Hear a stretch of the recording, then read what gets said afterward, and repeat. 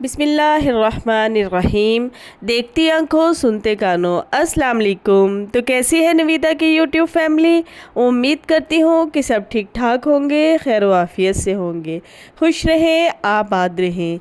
जी तो जनाब, आज जैसे कि मैंने आपको बताया था कि मैं बारात का फंक्शन भी आपको दिखाऊंगी, तो बस आज बारात का ही दिन है, तो हम बारात लेकर जा रहे हैं। तो जैसे कि मैंने आपको सुबह बताया था कि मैं अम्मी के घर थी, तो बस मैं वहाँ से ही रेडी होके आई थी।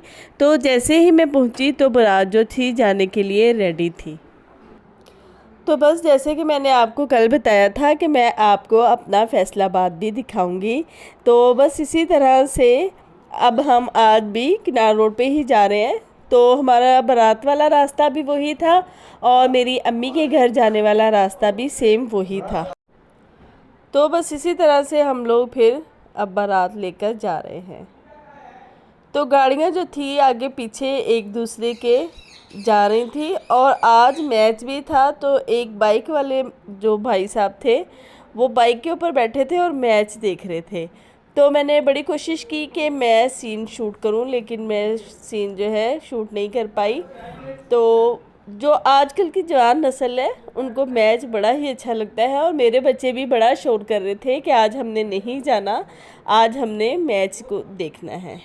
तो लेकिन फिर मैंने उनसे बोला कि इतनी देर बाद आए हैं और शादी के लिए आए हैं तो हमें शादी पर ही जाना चाहिए, मैच तो होते रहेंगे। लेकिन बच्चे बड़े एक्साइटेड थे कि नहीं, हमने मैच देखना है।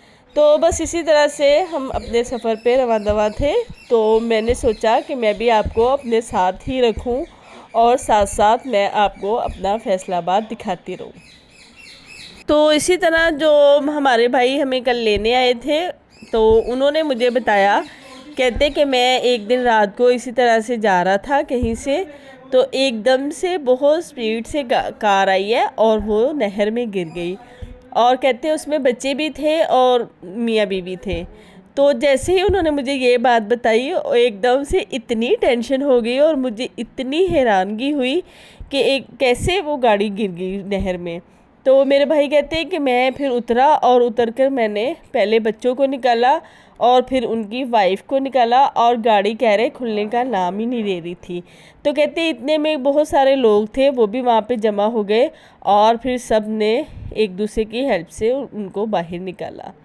तो बाज़ औक़ात देखिए कैसे कैसे हादसात हो जाते हैं। तो ये तो खुशी का मौका था, लेकिन बस मुझे बात याद आई तो मैंने सोचा आपके साथ भी शेयर करूं। तो जी जनाब, बारात जो थी वो पहुंच चुकी थी और बस ये जो बच्चे हैं ये वहाँ के मकामी बच्चे थे। तो हमारी बारात से ज़्यादा तो इनको खुशी लग रही थी। इन्होंने इतना हल्ला गुल्ला किया था, नाच रहे थे और पैसे जो थे वो लूटने के लिए ये खड़े थे इंतज़ार में। तो जो हमारे भाई थे बारात वाले, उन्होंने सब ने हमें मना किया था कि आपने अंदर नहीं जाना, आपने हमारा इधर ही वेट करना है और इकट्ठे ही जाएंगे। तो बस हम सब लेडीज़ इधर ही खड़ी उनका वेट कर रही थी। तो वो भी इसी तरह से आ रहे थे। तो ये भी एक बहाना ही होता है सबसे मिलने का। जब शादी होती है तो सब रिश्तेदार जो दूसरे शहरों में आते हैं वो भी सब एक जगह पे इकट्ठे हो जाते हैं और एक दूसरे से मुलाकात भी हो जाती है और इन्जॉयमेंट भी हो जाती है। तो चूँकि मैंने जैसे कि बताया था कि अचानक ही हमारी तैयारी हुई थी, तो इतनी ज़्यादा थकावट हो गई थी और नाइट फंक्शन थे, देर तक सोना और जागना और सुबह जल्दी उठ जाना, बस यही मामूल रहा।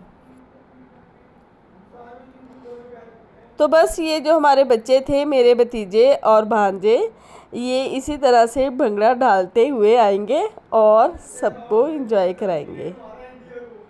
तो मेरे जो भांजे भतीजे हैं ये बड़ी रौनक लगाते हैं, बड़ा मज़ाक कराते हैं, सबको बड़ा अच्छा फ़ील होता है इनके फंक्शन में आके। तो ये अपने फंक्शन को चार चांद लगा देते हैं इसी तरह रौनक लगाकर। तो बस थोड़ी बहुत इन्होंने आतिशबाज़ी की थी और एकदम से सारी लड़कियां डर के पीछे हो गई कि हमारे कपड़े ना जल जाए। लेकिन शुक्र अल्लाह का सब ठीक रहे। डर तो लगता है एकदम से, इतने ज़्यादा इसके शोले जो होते हैं इधर उधर उड़ते हैं। तो काफ़ी डर लग रहा था, मैं भी एकदम से घबरा कर पीछे हो गई थी। तो बड़ा मज़ा आता है, बड़ा ही इंजॉय करता है बंदा ऐसे फंक्शंस को। तो यहाँ पे देखे जी, ये भाई साहब जो है इतनी तेज़ी से घुमा रहे थे और हमें इतना डर लग रहा था, सब लेडीज़ इधर उधर भाग गई कि कहीं हमारे ऊपर ना गिर जाए। और जो ढोल वाले भाई साहब थे वो तो जान ही नहीं छोड़ रहे थे कि दूल्हा साहब अंदर आए, वो उधर ही डट के खड़े थे और आगे आने ही नहीं दे रहे थे। तो बस इसी तरह से फिर सब जो है एंजॉय कर रहे थे फंक्शन को।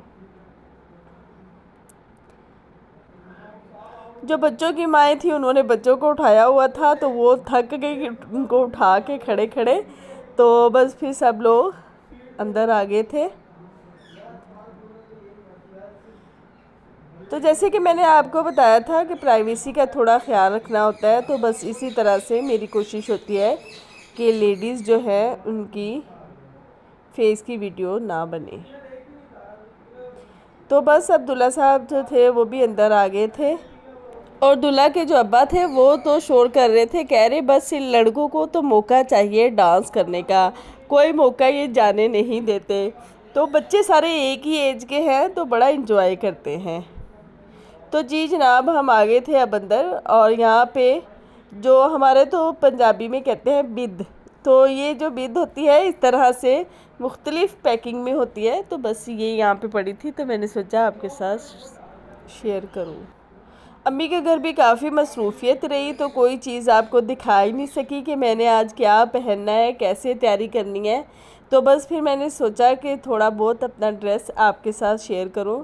जैसे कि गर्मी बहुत ज़्यादा थी तो मैंने लोन का ही ड्रेस पहना था और अब जनाब निकाह हो चुका था और ढोल वाला दोबारा आ गया था।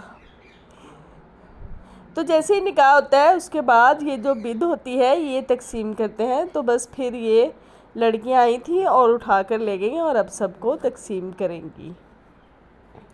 तो हमारे ये भी एक रस्म मानी जाती है और इसी तरह से चलती आई है बड़ों से। और ये थोड़े बहुत गिफ्ट थे ब्राइड के लिए। तो जैसे कि मैंने आपको बताया था कि ये मेरे खाला के बेटे हैं जिनके बेटे की शादी है और मेरी जो अम्मी जी हैं उनके भी इसी तरह से खाला के बेटे थे, उनके बेटे की शादी है। तो बाज़-औक़ात दूर की जो रिश्तेदारियां होती हैं वो भी करीबी हो जाती हैं और बाज़-औक़ात करीब वाले भी दूर हो जाते हैं अगर आपका मिलना जुलना ना हो तो जी जनाब, खाना आ गया है और आप लोग भी आ जाएं खाना खाने के लिए।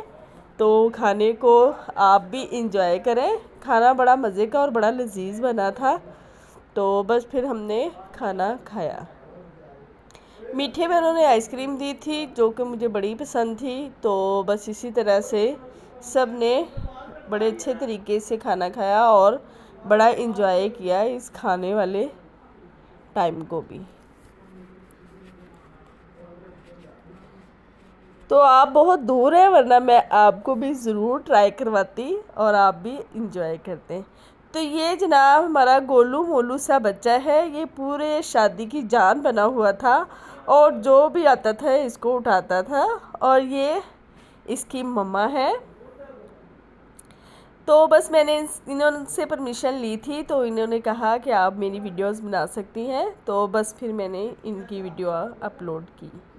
तो बड़ी नाइस पर्सन है ये भी, बड़े अच्छे तरीके से मिलती है, इनके अखलाक बहुत अच्छा है और बहुत ही अच्छी हैं। ये हंसती मुस्कुराती लेडी हैं ये।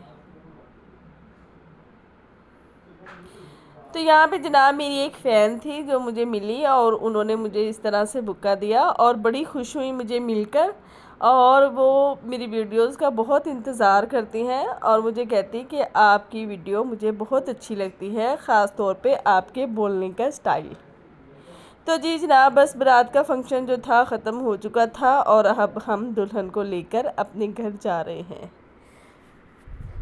तो बस काफ़ी रात हो चुकी थी, तकरीबन 11:30 का टाइम था।